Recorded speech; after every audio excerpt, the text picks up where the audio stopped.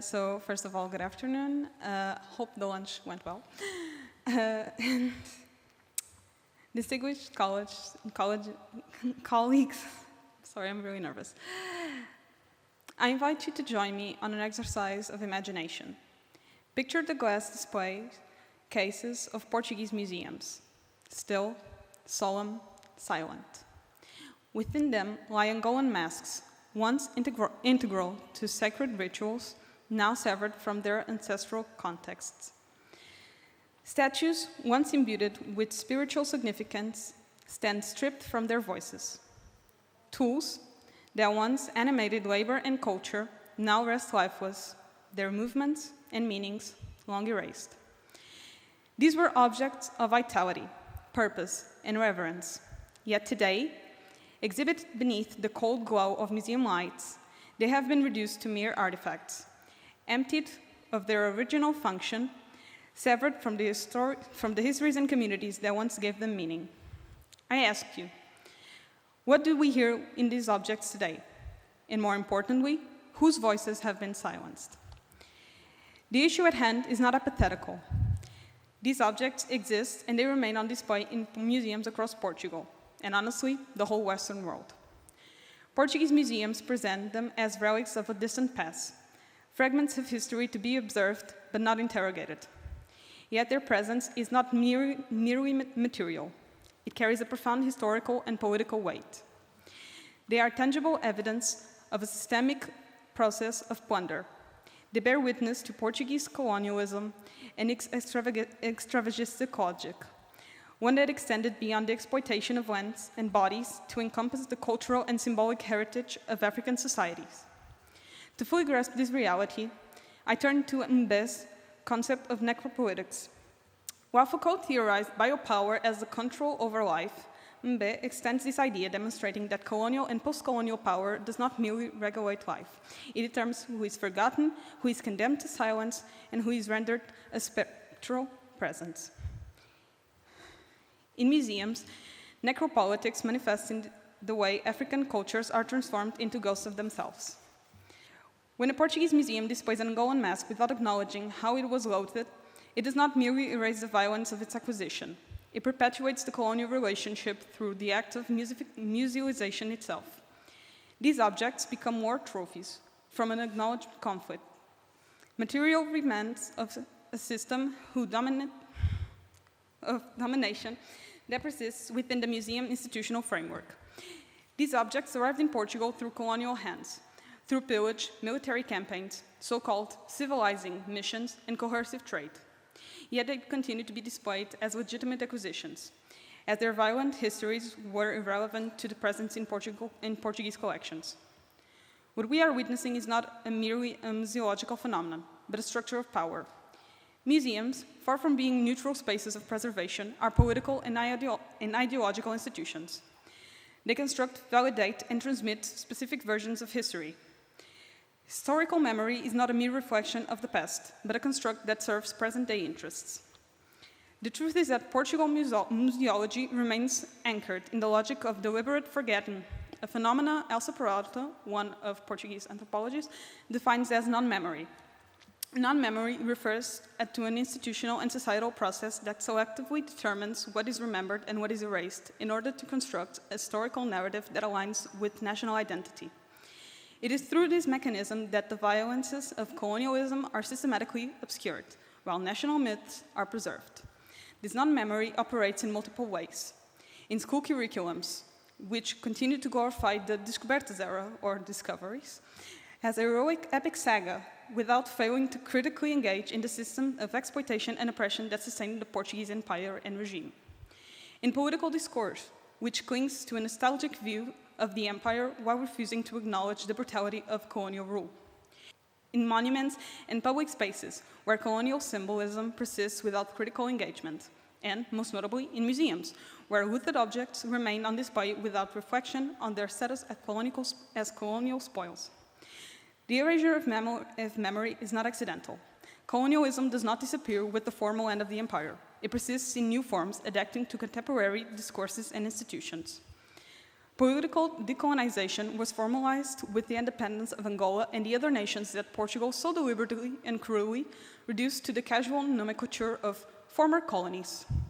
Yet cognitive, cultural, and institutional decolonization remains an unfinished project, and museums remain one of the most resilient bastions of the persistent coloniality.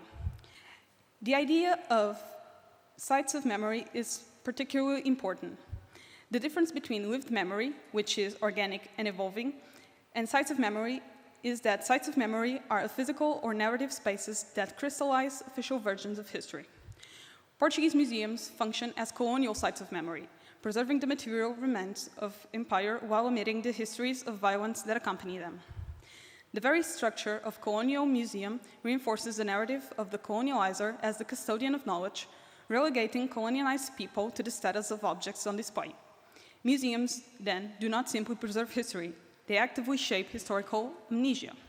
Long is the history of Portuguese museums that mean to aggrandize and glorify our colonial powers and diminish the destructive force of our colonial rule, therefore exacerbating this myth of Luso-tropicalism, firstly introduced by Gilberto Freire, and appropriated by the regime, Estado Novo, in order to justify Portuguese colonialism, arguing that it was the softer way of colonialism, actually wanted and, appreciated by the colonies.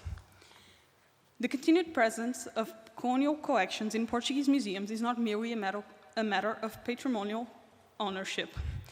It's a question of epistemic power.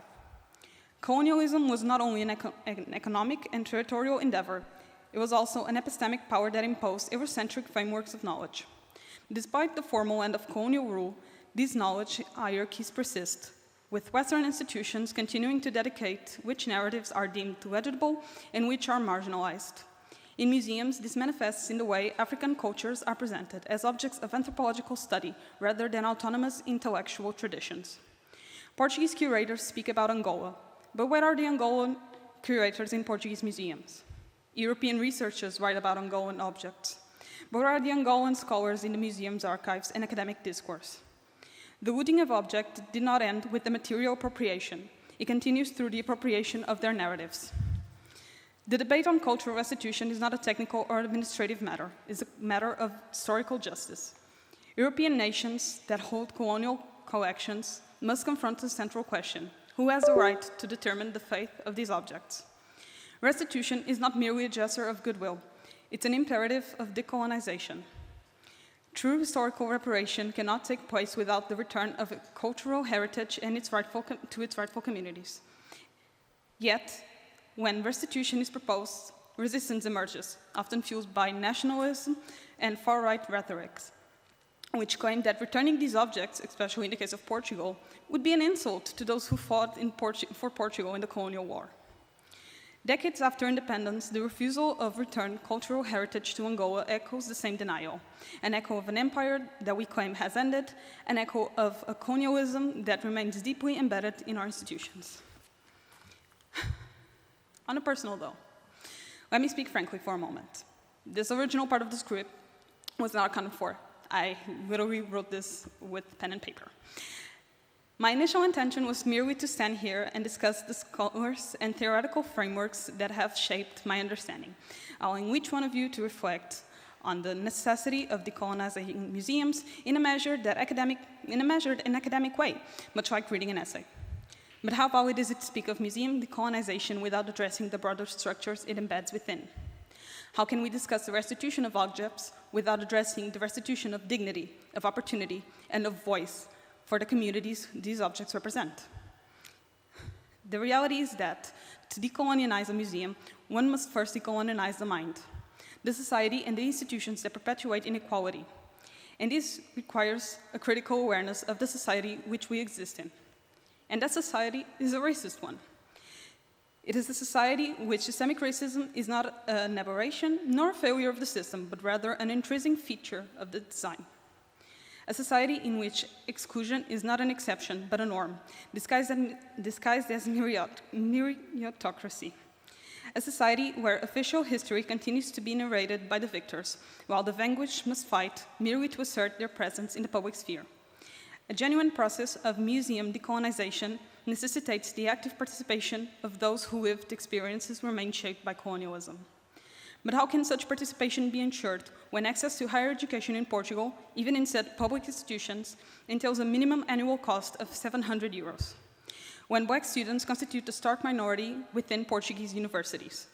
When university admissions, purposefully based on merit, fail to account for the structural poverty that disproportionately affects the Black communities? How can we expect youth of today to pursue careers in fields such as cultural studies or social sciences, disciplines that are consistently undervalued and underfunded? How can we deliberate on the imperative of granting agency to marginalized communities when these same communities have been and continue to be systematically deprived of cultural consumption? How can we expect them to engage with museums when, in Portugal, culture remains a luxury? Access to culture requires time and financial stability. It necessitates not only the ability to afford the ticket, but also the freedom to engage meaningfully with cultural institutions, to critically interrogate their narratives, to claim their rightful place in history. And yet, economic precarity, in many of these communities deprives them of precisely that, time, stability, and fundamental rights. Portugal, as we also know, does not prioritize culture, and the outlook for the future is increasingly bleak. With the growing presence of the far right in political and public spheres, we are not merely witnessing a resistance to decolonization. We are witnessing an active effort to reaffirm colonial and racist visions of national identity. This reassurance does not simply signify an unwillingness to confront the past. It represents an attempt to erase history, to deny historical violence, and to glorify the imperial narrative. Thus, in discussing museum decolonization, we must be unequivocal. This is not merely a conversation about history, but a struggle over the past and the present and the future. It is a struggle that cannot be confined within the walls of museums or universities, but must be extended to the streets, to the schools, to the political institutions that shape the policy and the national consciousness. For as long as culture remains a privilege rather than a right, decolonization will remain an unfulfilled promise. Thank you. Just not a disclaimer per se. Only until recently I was curator of living cultures, anthropology at Manchester Museum, which is part of the University of Manchester, only until last month. But I've since left Manchester Museum. I'm now assistant professor of African anthropology at the National University of Ireland in Maynooth. So I'm going to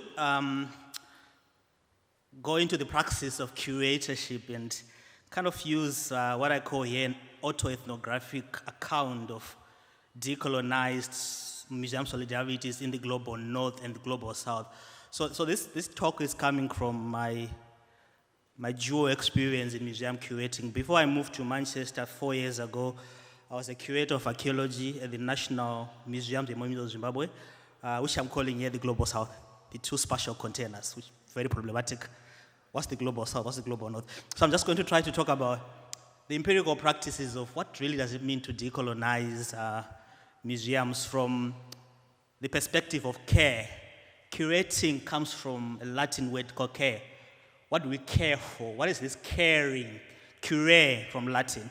So I'm going to look at what I call here decolonized form of caring, not just caring for museum objects as physical representations of cultures of the other, but thinking about what it means to care for the people and their living cultures. So at Manchester Museum, I was called curator of living cultures for a reason.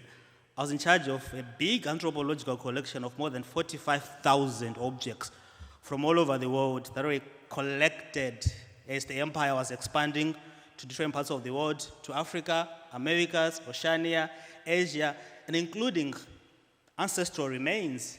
I was just laughing or talking to a colleague in the afternoon that perhaps people were talking so much about objects in a museum, the anthropological museum, the ethnographic museum. But we seem to be forgetting that this ethnographic museum, they also have ancestors of people who were dehumanized, were brought to these museums as functions of colonial violence. And we must speak about them as well in this kind of context. So as I was appointed curator of living cultures at Manchester Museum, my role was kind of clear. I was supposed to lead, right, on the question of the African collections. So Manchester Museum has more than 15,000 provenanced African collections. literally, what do we mean? We know that these collections came from Zimbabwe, Zambia, Malawi, South Africa, Botswana, right? These were former British colonies. But so what? There's no biographical account of what these objects were used for. There are no biographies there. There's just this provenance question, which is quite hazy. And then there is 1.5 thousand, which are not even provenance. These objects literally have the label written Africa with some question mark. And these are quite problematic. Tells you a story of how these objects were looted, appropriated, and dislocated from communities of origin. So the work that I was doing at Manchester Museum was looking at the unprovenanced African collections. How then do you work with a particular group of communities? Very interesting methodologies, the diaspora communities in Manchester. How can people of African heritage in Manchester help us to decolonize this collection? What kind of stories can they bring on the table to help us to reinterpret the unprovenanced collection? So one of the high-profile cases, a big collector, was Sir Henry Wellcome, high collector with more than 3,000 objects that he took from African countries. They were part of the Wellcome Medical History Museum before they were dispersed to different museums in the UK. So I'm going to speak about Henry Wellcome as a collector and his collecting practices in Africa, which were informed by mostly colonial violence. So now, the Ethnographic Museum. That's Manchester Museum on Oxford Road. Lovely museum. So the Ethnographic Museum for me is more like, I would say Manchester Museum is an encyclopedic museum because it's one of the largest university museums in the UK with more than 4.5 million objects, both coming from your binary between nature and culture, cultural heritage objects and natural heritage objects. Right? So it's an encyclopedic museum in the sense that you can literally find an object from everywhere, right? Everywhere you can, whether it's natural history or cultural history. But for me, the dichotomy between nature and culture is quite false in many ways. So I view ethnographic museums as representation of coloniality. Blatantly, they represent coloniality, colonial violence, colonial appropriation.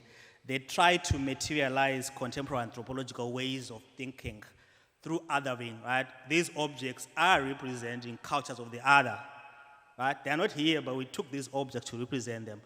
But in the absence of the biographies, the meanings, the cultural significance, then these objects will remain static, frozen, and lifeless in museum categorization, which is a very big problem with most ethnographic museums. A good example of a colonial collecting practice is this practice of labeling African religious objects as fetish objects. It's a very big practice in ethnographic museums. Again, colonial collecting allowed the colonizer to research, control, and disempower societies by means of seizing their material culture in the colonies. This included not only merely seizing the material culture, but also spiritual disempowerment of these so-called fetish objects, because these objects were thought to be used as rallying points against resistance. So one of the reasons why they were collected was to disempower African communities from resisting colonial rules. And most prominently, missionaries were very problematic. Missionaries were on a kind of tirade of converting the natives to become Christians. So one way you can do that was to take away their African religious objects that should label fetish in museums. So that's one example of a fetish object at Manchester Museum from Uganda, classified as fetish, but again, shows you the history of colonial collecting practices. Then I'll talk briefly about Henry Wellcome. So Henry Wellcome was a big collector. He was an American pharmaceutical entrepreneur, an amateur anthropologist, archaeologist who traveled around the world and amassed more than 1 million objects from different parts of the world during his lifetime. So in the 1920s, he deliberately employed white European anthropologists, colonial officers, police officers, and missionaries to collect large amount of material cultures from the people of Zimbabwe, Botswana, Malawi, South Africa, and Tanzania. So that's one example of a collection at Manchester Museum that was brought in through the Sir Henry Wellcome collection. So Manchester Museum received its own share of the Wellcome collection in 1949 when Henry Wellcome died and the Wellcome Medical History Museum started dispersing these African objects to different museums across the UK. So most museums in the UK, Cambridge University Museum of Anthropology, Manchester, Liverpool, Birmingham, Pitt Rivers, they do have a sizable number of the Wellcome collection. Now let's think about rethinking curatorship. I was a curator for some time. I love being a curator. 13 years of my life I was a curator. What is this thing called curating? What do we do? Apart from just caring for objects, what other things can curatorship be thought about in terms of democratizing? So for me, it's the people first. Because these objects are coming from people, right? They're collected from people. So why can't we extend the notion of care from objects to people? So people first, objects second. Curators are custodians of people's heritage. We're taking care of heritage on behalf of communities. Broadly defined, they can be diaspora communities or they can be originating communities. And curators must practice shared authority, right, in terms of trying to decolonize knowledge production. Curatorship has for a long time been predicated on disciplines, right? You must be a curator of anthropology. You're an anthropologist, curator of archaeology, curator of botany, curator of zoology. But how can we democratize that by taking care or taking value in lived experiences as a form of knowledge? So a curator should be a facilitator for dialogue. They can be artists, they can be activists. Above all, they must democratize the way in which they produce knowledge. They're experts, yes, but they must share authority in interpreting objects with communities. I like this reading. It's a very interesting reading called Curatopia, Museums of the Future and Future of Curatorship. So we speak about an imagined future of curatorship. What then can curatorship become in the future? How can we view curatorship as a form of relational care, right? Not only caring for objects, but also caring for the people.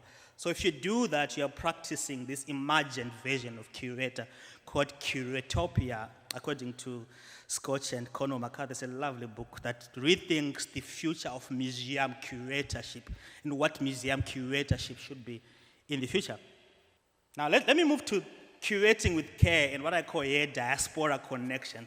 So for a long time, as I was working through these unprovenanced African collections, I was working with a group of diasporians of African heritage in Manchester. And for the first time in their life, they were able to see some of these objects which ordinarily are in a basement. Right? We're 15,000 objects from Africa, but none of these are displayed. They're incarcerated, they're imprisoned in basements.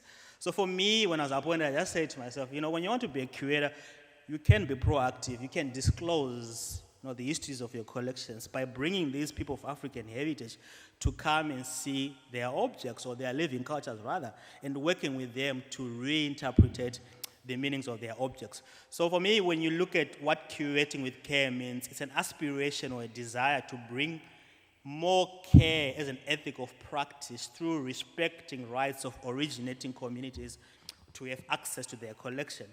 A curatorial practice that is informed by meaningful care must transcend beyond structural discrimination, sexism, racism, and systematic injustices. That's what caring means, not just caring for objects, but also caring for those people whose living cultures are incarcerated in ethnographic museums. The other aspect is what I call relational curatorship. Now, when you build relations with your diaspora African communities, they're able to tell their own stories, they're able to be involved, and most importantly, I think it's a call for inclusion. How can ethnographic museums with problematic African collections start being inclusive, right? So this event was last year on Africa Day. We deliberately opened up some of these objects of African heritage and allowed people of African heritage to touch them, to see them, and to tell stories from their own lived experience, right, as a form of building this notion of relational curatorship, which is benchmarked by the ethic of care, inclusion, and imagination. So relational curatorship acknowledges that communities are experts, they are sources of knowledge, and they can be equal research partners. This is how you can decolonize the hegemonic practices of curating, which is obsessed with material representation without thinking about the lived experiences of communities of origins or diasporans. The other aspect is about care. What then does care mean in this sense? It's part of the engagement. The diaspora African community people, they were just literally touching their own heritage. No gloves, no what. Getting them in touch with their own heritage. It's a form of democratizing or decolonizing. Conservation, right? Conservation of museum objects where you're supposed to always have your gloves on so that objects can live forever. But for who? These are living cultures. They were meant to be used. They're not meant to be in a glass case like what they are in a museum. So from the outset, care must acknowledge that colonial violence played a very big role in the ordering of collections. And we must transcend from that categorization and classification to look at what it means to care for people, their ideas, and their relationships with these objects, which we call living cultures. They're not objects, they're living cultures because they're representing people's living cultural heritages. And then inclusion now means, as a decolonial methodology, if I can use that word, decolonization, which is very problematic, it means collaboration, co-production, and foregrounding diverse perspectives so that we can become relevant to our diaspora communities. So when you want to practice decolonization, not as a buzzword or as a metaphor, but as a praxis, then inclusion must mean collaborating and co-producing or co-curating exhibitions with your diaspora communities. And the other point about decolonizing is through imagination, right? Bringing together people, bringing their ideas, and exploring big stories, and coming up with critical questions that will inform how research on these collections is undertaken. So from the outset, when you want to decolonize, you don't have to consult your communities. Don't consult them. You have to collaborate with them. Bring them on the table from the beginning. These are African diasporans at Manchester Museum. We're talking together. They have ideas. They've got knowledges on how they want stories of their heritage to be told. Give them those spaces. Then that's when perhaps you are trying to practice decolonization in praxis, not just in theory. And then that aspect which interests me so much is coming from this book by Noala Moss called The Museum as a Space of Social Care. So what does care mean? What does care mean? We're caring for objects, yes, we must also care for people's stories. Let's care for the people, let's care for the community, and also let's care for museum staff who are dealing with problematic collections that are coming from a deeply colonial violent history. How do we also care for people like me, people of that heritage who are taking care of those objects as museum curators? So care must be extended beyond the object, but also to museum workers who are dealing with problematic collections from colonial contexts. That's what care means. That's what curating means in a decolonized moment like this. And the other big issue, provenance research. Most people are talking about this, becoming a buzzword again. What is this? What do we mean by provenance research? Who does this and who does it? Where? So for me, provenance research takes more than just tracing the legal history of an object, but rather it's a quest to understand the underlying collecting histories and colonial context of acquisitions. It must be collaborative in conversation with diaspora or originating communities. It's a socially engaged practice that can transform the museum into becoming an inclusive contact zone of engagement and dialogue. Decolonial care in museums, then, what does it mean to care for objects that are held in museums against their own will? Who are we caring for? What about communities who are demanding to have these objects back, repatriation and restitutions? Are repatriations and restitutions a form of care?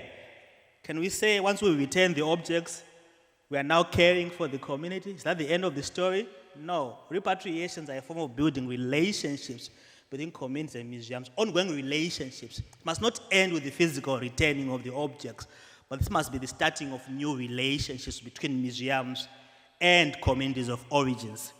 Then another interesting aspect of what I think should be used as a decolonial methodology is this concept that I call curatorial humility. So as a concept, curatorial humility is an epistemological and methodological approach that incorporates reconciliation, critical reflexivity, and reciprocity with originating communities to address exclusion of the past, where curators like me used to be experts and speak on behalf of communities. It also challenges curatorial silencing, racism, white supremacy, patriarchy, epistemic injustices, and paternalism in museums. It promotes listening, disclosure, openness and dialogue. And lastly, it acknowledges as a concept and as a method the role of colonial violence in collecting practices. I put that picture deliberately on the other side. Africa, unprovenanced and unaccessioned collections. That's coming from Manchester Museum. It's a label that's on one of the storage cases. When I was appointed, I saw that as it is. So it means these objects which are in that shelf coming from Africa. What is Africa about these objects? We don't know. They're unprovenanced, they're not provenanced, they're not even accessioned. Very problematic. They're there as African objects. So what? So how then do we practice curating with care in view of such problematic collection that we have there? Then community engagement has become a popular decolonizing methodology. In this case, I'm referring to some of the work that I've done in South Africa, working with communities in KwaZulu-Natal, looking at a collection of beads that were collected by people like Henry Wockham, brought to Manchester, but no biography, no meaning. So when you collaborate, when you go outside the museum, you go to the people, like in this case, I mean, they might tell you stories about meanings of these materialities, also benchmarking on how they're still making almost similar types of beads in the modern contemporary with what you have in the museum. So once you collaborate, not just by working with diasporans, but also going to source communities, you are likely to come up with more nuanced narratives and biographies of these collections. So out of this engagement, we came up with a co-produced exhibition at Manchester Museum, very small exhibition called Stories of the Zulu Beadwork. That's the only section at Manchester Museum, unfortunately, which has an African display. So right now they're trying to work on coming up with a new concept of how to display. How do you even display 15,000 African objects? Where do you start? Very big question to answer in terms of these curatorial practices. Now let me shift a bit. I'm going to Zimbabwe now, the global south. I'm finishing, sorry, I'll take so much. So the other thing that I want to speak about is community museums as a new form of decolonizing the museum practice. So this little museum is in Eastern Zimbabwe. It's not even a national museum. It's called Marange Community Museum, very small museum formed by the people by themselves as a way of challenging exclusions in the national museum. Some national museums in Africa, they are byproducts of colonization, very exclusionary. They're not different from Manchester, they're not, they're similar. So communities for a long time have felt underrepresented by the national museum, and they're now establishing their own community museum. So for me, I think of community museum as an empirical praxis of decolonization by the communities for themselves. They're telling their own stories from their own indigenous perspectives through museums like Marange, sorry. So I think of community museum as a decolonial methodology because the recent emergence of community museums in Africa can be seen as a way in which communities are challenging the colonial framework of national museums. This view is supported by Robin Boost, who argues that due to the frustrations with the engagement with existing national museums and the complete insignificance of national museums to communities, indigenous people are now creating their own centers of collecting, performance, and presentation. So you can read community museums as an empirical practice of how the traditional museum, the national museum, can be decolonized. That's just the example. Why community museum? This is Marange. They're curating their own heritages with their own knowledge. They don't need a curator like me to tell them how to display. For themselves, by themselves. That's decolonization, right? That's what I think. So community museums can provide a more inclusive, participatory model for source communities, which is absent in the setups of national museums, thereby decolonizing what national museums represent, the high cultures, right? The high cultures in national museums. They can be decolonized by community museums. In most cases, they use their own kind of indigenous curatorship, which prioritizes social histories and the collecting of contemporary cultures in dialogue with community needs. So it's about social histories more, the narratives, the biographies, not the objects, but their own dialogue with their own contemporary cultures. So can we say community museums are representing decolonial practices? Yes, they are, because they have stepped out to give priorities to social aspects, and they're providing a meeting place where communities can talk about their own heritage and where cultural stories are revitalized from community perspectives. Lastly, but not least, what then are museums for? Museums must be for all people, and inclusion must be at the heart of everything they do. This is coming from John Slay. What are museums for? Thank you. I want to thank the organizers for allowing me to speak here. And it's a great pleasure to see all of you here. And I've learned already a lot this morning. Thank you very much for that. This morning someone asked me, is it your first time in Portugal? And I said, no, but I will tell you this afternoon. I'll give the answer now. I was here 50 years ago, 50. And I was joining the celebrations of the revolution here and also of the independence of the former Portuguese colonies. And I was thinking about this because I was coming to Portugal again. And at that time we were talking about independence and decolonization. And now we are talking about decolonization of colonial collections.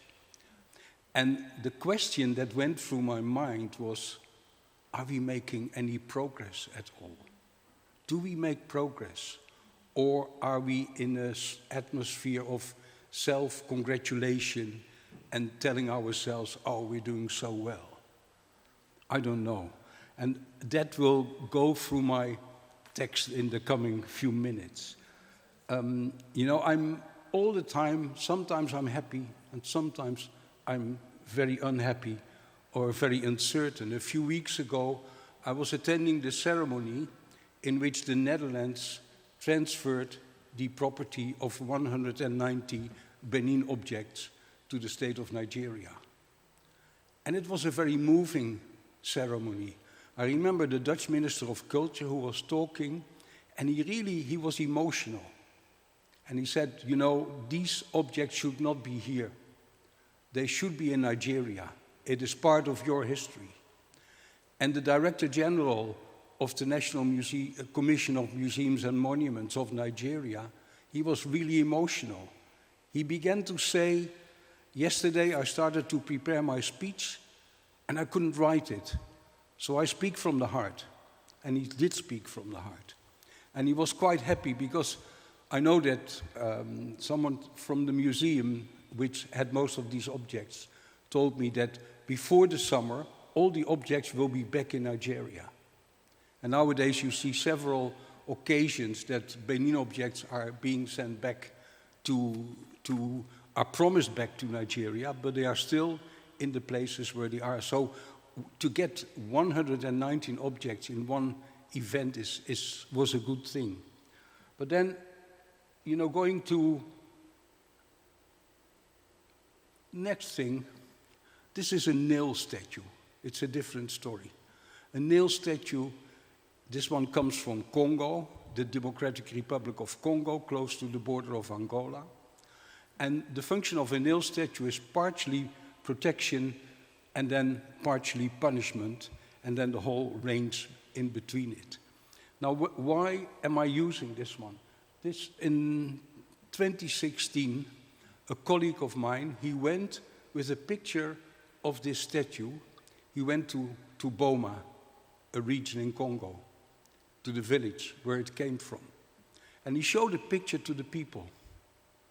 And villagers, they began to weep. They began to weep and they said, this is ours. This should be here. Not in terms of legal ownership or so, but it belongs to us. Can you give it back? Can you bring it back? He couldn't, of course. And then they started to tell about the story. And the picture had been taken in 1878 by a Belgian entrepreneur, Alexandre Delcommune. And he describes in his diary how he did it and how he refused to give it back immediately because there was an immediate request from the villagers and from the village headman, please leave it here because we need it here.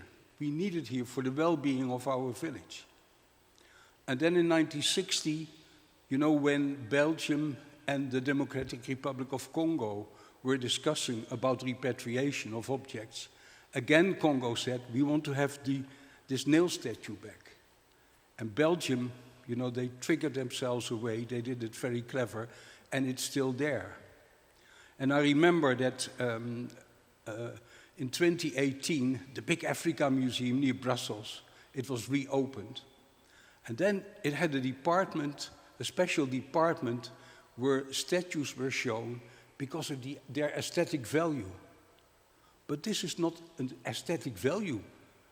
You know, it's like Marta said, it's stripped from its voice, and if it could speak, it would say, I'm a religious person. I'm like a crucifix, and you have to treat me like that. And it was exemplary because the staff of the museum was split up in a section which really wanted to show objects in its context, and there was another section, and they were showing it because of their beauty. And this was part of the section of the beauty contest. So, and then even in 2023, a film was made about the story of Nkuko. It's a beautiful film. It's only 25 minutes. It's as long as I will be talking, a little longer. And it's very worthwhile. And why? Why is it so good? Because it gives the Congolese voices. And in the film, you see, you can also ask this question, are we making progress or not? And then you see that the answer to this question depends, it's quite simple, depends upon whom you're asking for it. You know, there was diaspora. You were pointing, NJABULO, to the role of the diaspora. If you talk with the diaspora in Belgium, they say it should go back immediately. Simple. And all these other objects as well. That's one point. So he says there's no progress at all, it stands still. Then there was a leader in Boma, a female leader, Mama Mado was her name, and she said this particular object, this particular statue should come back because we need it. And she said, if it comes back, we will reactivate it. So this statue is not dead, there is still life in it. And if you bring it back, it will get back its function which it used to have before it was stolen from us. And then if you go to Kinshasa, to the government of the Congo, and you ask them, should it come back or not? They say it should come back. But we don't know yet, we have not figured out, and they are still waiting. So, and I know that the Kinshasa people, they are very hesitant about the progress in the restitution debate, because they have to fit in with all the European norms, because we are still deciding how restitution processes are going about. So they say also, there's no progress. If you ask the director of the museum near Brussels, which I did, then he said, we are doing our best and we cannot go faster than this. Are we making progress or not? I can, because I'm in Portugal, I was looking for a thing in common with my own country, the Netherlands, and that was Sri Lanka, although we came after Portugal in Sri Lanka. And the Dutch they had big fights with the King of Kandy. It's totally different. And the King of Kandy was the most powerful king in Sri Lanka at the time. And the issue at stake was the cinnamon. The Dutch wanted the monopoly on the cinnamon in Sri Lanka. They were not happy with what the King of Kandy, you know, the quantity was not enough, the quality was not fine, the price was too high. So there was war. There was war booty. And then you think that in 1975, Sri Lanka, the Director General of Culture, he made a thick book with all the objects from Sri Lanka abroad that Sri Lanka in fact would need to tell its own story, to create its own history. And in 1980, this was followed, you know, by then, those of you who are familiar with the UNESCO Convention 1970, you know, and then you got this Return and Restitution Committee in 1978, and Sri Lanka was the first one, the first country, the first former colony, who submitted a claim to, via this committee, to the world community. And the cannon was on that list. And we all knew by then that it was stolen, that it was robbed during these wars in 1765. And even the Rijksmuseum in Amsterdam, where it was located, they had a caption where it said it was looted. And then the Rijksmuseum, they thought, well, we are a modern place, we have to develop a methodology for provenance research. And they took 10 objects, and one of these objects was the canon of the King of Kandy. And they began research. And what they did was that in the first 2 years, they only did in-house research. So they were spitting through the archives in their own museum, in the National Archive in The Hague, etc., etc. And then they went only to Sri Lanka. And in the media, they had raised the option of restitution. And then a representative of the museum came in Sri Lanka, and she consulted all sorts of experts. And some of these experts, they were really upset because they said, why are you using us? Because we all know this is war booty, and why do we have so little time, we have so few experts, we have so little money, why are you using our time to find more out of it? And I've seen the list of questions which the Rijksmuseum had composed, you know, all about materials, about historical facts, this and that. And the experts in Sri Lanka said, why is it necessary to answer all these questions to come to a conclusion whether this object should be returned? That was one thing, but there was another. The representative of the Rijksmuseum, she said at a certain moment, I cannot guarantee that it will come back because we are not the owner. The Dutch state is the owner. So the Dutch state will have to decide whether it goes back. And some of these experts, they felt cheated, and they withdrew from the effort. Are we making progress? That's the question which we have in our minds in the meantime. And then later on, another group went there, and they started to cooperate at a more equal level, but the level is still unequal. And finally, in 2023, the transfer of property of the canon took place, and now it is in Sri Lanka, it's in Colombo. And you see that in the whole organization of provenance research, neo-colonial features are being maintained, and it's really hard to get them improved. Another example is, this was a very moving repatriation. It's very interesting.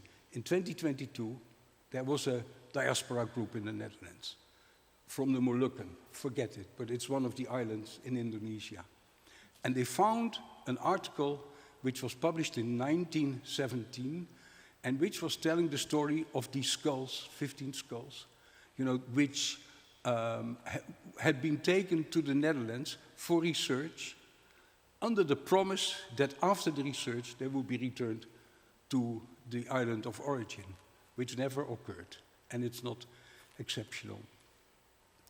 And what happened was that they approached the museum which was holding these skulls, and the museum director said, okay, I'm going to cooperate, because in my mind, these should go back. They found it normal. And so in 2 years, they had solved the thing. And I'm raising this example for 2 reasons. And one is that the diaspora is very, very important. And you see that, like NJABULO, you also said that, you know, I see it also in Belgium, in the Netherlands, also in other places. Sometimes they play a very crucial role, and they are also understanding the discussion better. And there's much more cooperation, real cooperation, occurring.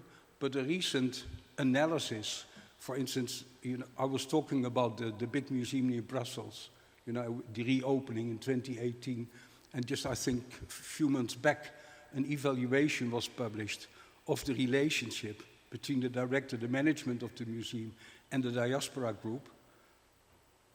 Tears. Lots of work remained to be done. But another thing is that, you know, because in the Dutch restitution policy, and also those of Belgium and other countries, those are a state-to-state affair. So that means that the Netherlands is negotiating with Sri Lanka, with Indonesia, with Nigeria, about the restitution of collections. And we start to feel more and more the limitations of this approach, because communities are left out And I've seen so many examples of time that, sometimes I feel that if ancestral remains, if objects are returned to the communities of origin, then you're really healing a relationship. You're really improving it. You're making it warmer. People open up. Whereas if you return ceremonial swords or big Hindu statues to a state, injustice is undone. And there really is a difference. Both have to take place, but I think the importance, the relevance of communities in the whole game is still underestimated, and we have not made in Europe arrangements to deal with that better. Yeah, and then there's it's a very painful chapter. When later this month, next week or so, next week I'll have to go there, then in the Dutch city of Maastricht, there's a big art fair, one of the biggest in Europe. High level, millions. And I know some of the dealers there, and if I ask them, how many colonial collections are there in the private sector? And then I'm talking about art dealers, auction houses, private collectors, those three categories. And they say it's roughly half. That means that as long as our restitution policies are focused only on state collections, we do only half of our work. And it's a big negligence. It's real failure. And I'll tell you, I've given this one example. Have you heard about the Lombok treasure? 1894, Dutch military captured, lots of stuff they got. It's written down there. And you see those two daggers, krises in Bahasa, and they are from a private collector. Now the art dealer, who is on the right there, he would like to give them back. He says these daggers belong in Indonesia. But he also says, I had to put on the table quite an amount of money, and at least that amount plus a small commission I need to get. Okay, you can think about it whatever you want. Below you see this tobacco box on the left. That's also from a private collection, was also sold. And a similar box is on the table, and that was the Lombok collection from the Rijksmuseum. So it really had museum value. And these dealers, some of them, they say, we don't talk with you, and others say, we understand the time, and we understand that certain collections should be in the country of origin and not here. But we need some money for it. I don't know the solution, but my main anger, and that's also answer to the question, are we making progress, is that the private sector is not considered at all in the whole restitution, in the current wave of the restitution debate in Europe. Just read it. Did you hear about this Fang mask, which was auctioned in Montpellier in France? Forget it. And a bronze Buddha head. It was coming, where it came from? Ayutthaya, World Heritage, Thailand, 16th, 17th century. And it was sold for 250 euro. That's what is happening if we don't really grasp situations. The skulls, we had a big row in Europe with skulls from the Fon in the Republic of Benin, which were offered for sale in the United Kingdom and in the Netherlands. In the United Kingdom, the auctioneer withdrew them. In the Netherlands, they sold him a skull for 800 euro. And ask you, suppose that, that I find the skull of your grandfather or your grandmother. It's in my hands, and I sell it for 800 euro, and you're aware of it. What happens to you? What does it do? Are we making progress? So summarizing, I don't summarize. It's enough. Thank you very much. Hi everyone, I'm Natasha Jagton from the Humboldt University in Berlin. I enjoyed the panel very, very much. Thank you. I learned a lot, and I think I have many questions, but I would like to stay with the last presentation. And first of all, I really like how you conceptualized the presentation and how you were repeating. Are we making progress? The question: are we making progress in regard of the to the historical perspective on the restitution requests? And I think this is very, very important when we are speaking about decolonialization, to speak about the history of this actually very long process, as not only about the methodology here and now. I wanted to ask you, you mentioned the movie, 25 minutes long film that is made about the nailed statue, but you didn't tell us the title of that film. I would really like to know where I can find it. You mentioned in one moment when you were speaking about the nailed statue that there is a movie about it. So I really would like to hear who are the authors and maybe the title of the movie. And then I also wanted to ask you about something that you said.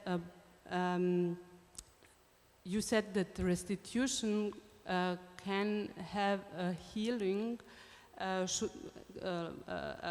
healing as a result when objects are returned to the original communities and not to the states. So I wonder how state museums are able, in a heuristical sense, to negotiate with original communities, because I can imagine that this is kind of difficult issue if the negotiation is not provided between state representatives. Yes, hello, my name is Ralph Killius. I'm an independent researcher from London, and I mainly worked in musical instruments collections. Just one question, NJABULO. Thank you very much for all three part of the panel.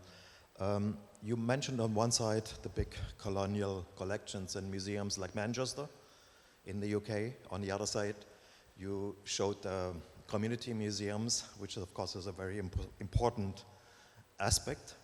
But what will happen to the big colonial collections and the big museums? You worked with the community. You presented us as diasporic projects. Is it not like this? When the project is finished, it just goes back to the old thing, and then the museum moves on to something else, and you also move on somewhere else? Thank you so much for your very interesting presentations. I want to respectfully ask a question. I didn't say who I was, sorry. Fiona Batt from the Human Rights Implementation Centre at the University of Bristol. I want to respectfully ask Prof. NJABULO. It's a statement and a question, and it's respectively asked because can you see that maintaining relationships with the museums and communities that you return remains or cultural heritage back could be a form of recolonization? Thank you. The title of the film is The Story of Nekuko. I can write it down for you later. And the maker is Festus Toll, T-O-L-L. Healing and undoing injustice, that was your second point. And maybe my colleagues could also comment on that, because I think that's very useful. I'm thinking particularly of Indonesia, which is becoming a major economic power. And Indonesia does not need the Netherlands anymore. We are not interested for it. Indonesia is focused on Southeast Asian countries, on Germany, maybe Great Britain, and especially the USA. So, and they think it's our right to have these objects back, to have these collections, and which is good. And at a certain moment, there was a change in the relationship between the Netherlands and Indonesia, insofar it is about restitution. I think that was in 2015 or 2016. You know, at that moment, the Netherlands had offered a collection of 15,000 objects, 15,000, to Indonesia. And the then Director General said, yes, please.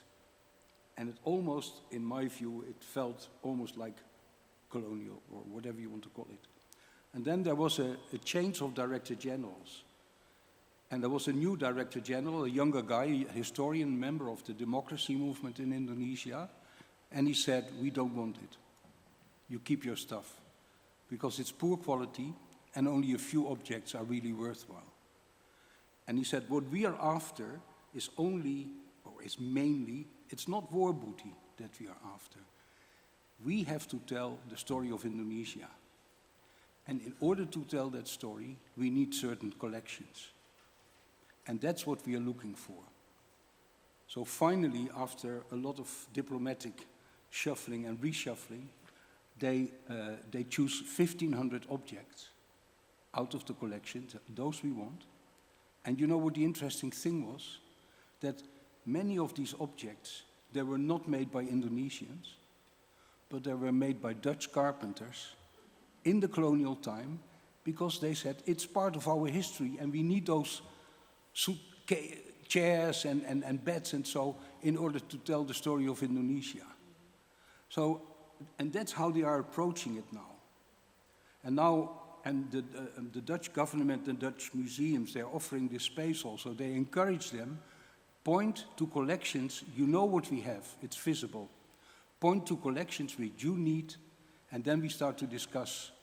And it makes it easier for us if they were robbed, because our policy is to give back what was robbed, what was stolen. But you know, that helps us a lot. Whereas if you go to the communities, but then I start to repeat myself, so I keep that short. If you go to the communities, there's much more emotion in it, especially with ancestral remains. Yeah, thank you, Jos. And before, let me just give the chance to Marta. Do you want to comment something on the idea of, are we making progress, of healing? Sure. Do you know how the Angolan government is dealing with it? Because you were talking about Angola. Oh, yeah. Sorry, I'm just really nervous. Not good talking in public. But yeah, continuing the thought of, are we making progress?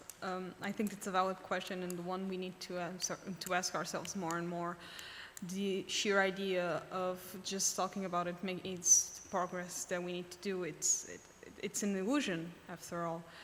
And throughout the last couple of years, we've been talking about restitutions and giving back to the communities and trying to undo our colonial damages. But at the end of the day, when we still have this colonial frame of mind, how can we actually be discussing anything?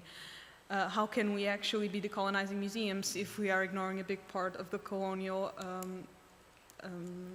collections, that are still present and that are in the private sector? So yeah, I think that's mostly that. Thank you. Thank you, Martin, please. I'll start with a quick disclaimer. Not a disclaimer per se, but the museum will never be decolonized. That's the truth. But what we're doing here is thinking about steps towards decolonizing the museum. It's a means to an end for me, not an end in itself. We know the pervasive nature of coloniality in museums. But what's important for me, from what I've been saying, from a curatorial perspective, is accountability, truth-telling, openness, and disclosure on these problematic collections. In fact, when you look at using collaborations as a decolonial methodology, it comes with its own pitfalls, right? A lot. What is a community, to start off with? What are we saying? Which community are we talking about? Communities are not even homogeneous to start off with. It's a big problem. We look for communities, we look for diaspora communities to bring to the museum. For what purpose? It's extractive. The whole notion of collaboration still remains very extractive. There's a very beautiful saying by a colleague of mine called Benedict Lynch. She speaks about museum empowerment light, where you bring communities to work with for the benefit of Manchester Museum, to be politically correct. Tokenism, exactly. What are these people benefiting? Nothing. So I must say, yes, I'm aware of these debates around power geographies, and a curator will always be an expert, right? I'll always be a curator. I have an anthropology PhD, I've got my expertise. That is going to override the living narratives from the people. So there's a bit of extractiveness in the ways in which we try to democratize curatorship. We must not be blindsided by the so-called decolonial methodologies. The museum will never be decolonized. Restitutions, repatriations, I wouldn't say they're a form of neo-colonialism, as you said. I don't know. But for me, restitutions can do more than just returning the physical objects. It's also about restoration of knowledge, cultural revitalization, cultural strengthening. Beyond returning an object, communities can benefit even more from healing and lost knowledges by seeing their objects. So for me, it's a question of building relationships between museums and communities. It's a step towards decolonization. We are trying to decolonize, but we might not be able to decolonize the museum. So my question is to all three of the speakers.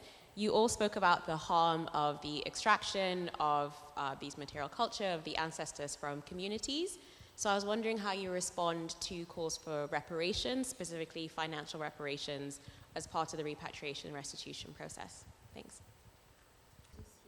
Thank you so much for all three presentations.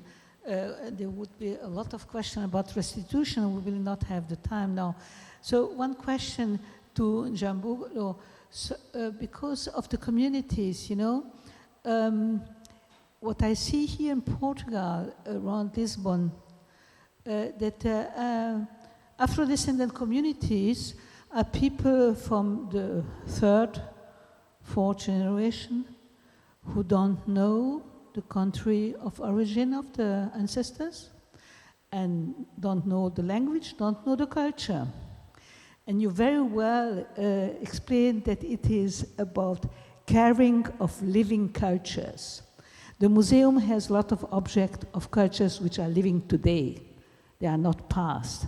So for me, it's very difficult, and I would like to know about your experience with communities of Afro-descendants around Manchester. How much do they know about it, or what does it mean, cultural reappropriation? Could you a little bit speak about that?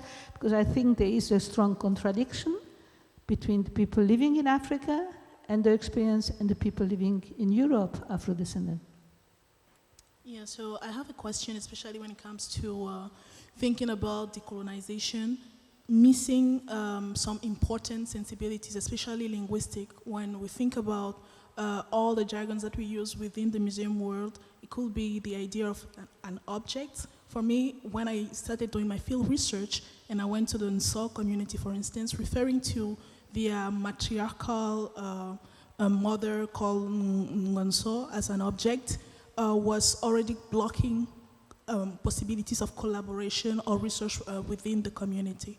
So I believe that the idea of engaging in the colonization debate without really taking care of these dimensionalities, linguistic, for instance, could in certain way have an impact on possible knowledge production systems, because the object themselves could be considered as text and context. So if we strive to really refer to objects not as object, maybe as heritage culture or any other community ways of referring to these forms of heritage, then we might be one step forward into this decolonization debate. I don't know if you have anything to add or any insight on these possibilities of really decolonizing the museum by integrating sensibilities such as linguistic or gender, for instance.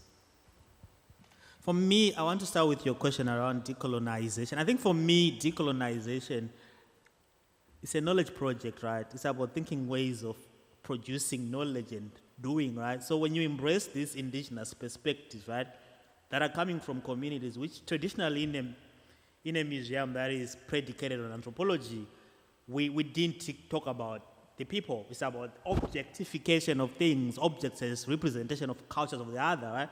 But the moment you start thinking about collaborating and embracing different ways of knowing and doing, you are somewhat decolonizing. You're embracing and understanding that these are not just objects, but they are living culture. Right?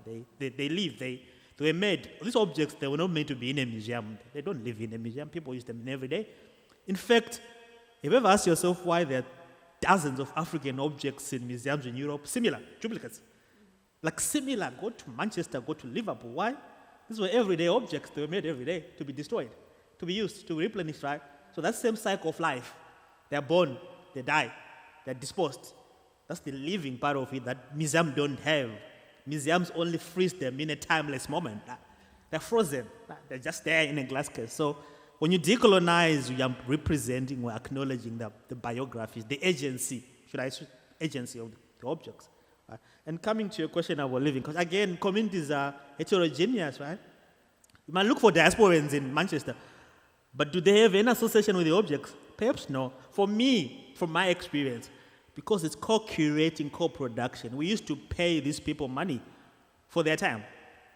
So in hindsight, you say, perhaps people are coming to work with you because this is a self-critical reflection. We are paying them. And they'll tell you stories. So is every story correct? Can you use it for your exhibition? No. That's where the curatorial expertise will come to select what gets to be told in the exhibition. Curatorial power still comes back and, reign over the narratives of the communities. Then reparations are even, I think it's a very interesting question, but for me, whether it's not financial, but maybe spiritual reparation, restoration to the people, right? The knowledge that they lost through this violent practice it's a very important form of reparation. You are repairing, you are bringing back the knowledge. But financially, yes, I'm not so sure how many of these restitutions to African communities are coming with some form of financial compensation. But I read reparation from restoration of knowledges that can facilitate the cultural revitalizations, where people can learn about these beads that are in Manchester. They can also get inspiration on how to make new models. That's a form of reparation, knowledge, perhaps. I would like to add a few things about reparation. Miriam was but talking keep it short, please. Short, eh? Yeah. Miriam was talking about mistakes this morning, and I blame myself for this mistake because I said I was 50 years ago here, and now again, it's going about decolonization. I know there is a strong link, but I have not elaborated it.